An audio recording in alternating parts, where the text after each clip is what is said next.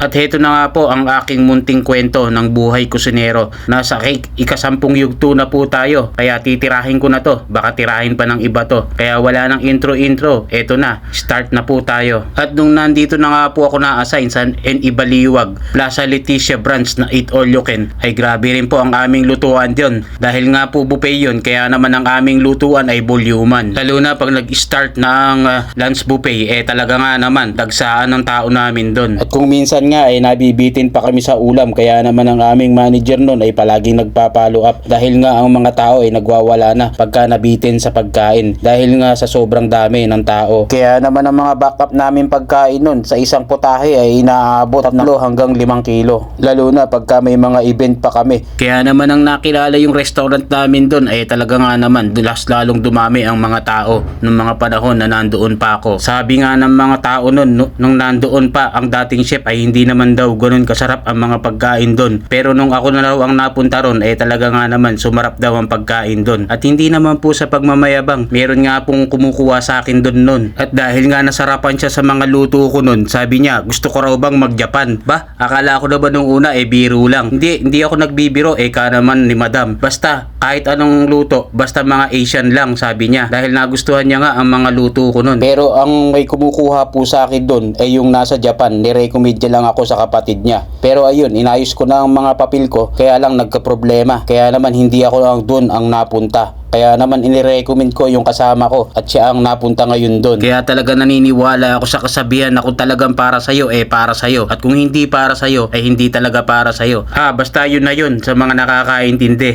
Kaya lang hindi talaga para sa akin siguro yun. Kaya naman laki rin ang aking panghihinayang. Special shoutout ko nga pala si Madam Nene dyan sa Japan. Ganun talaga ang buhay, ay weather lang. Kaya naman sa pagkakataon yun ay na-disappoint ako. Sayang po talaga, lapad na, naging bato pa.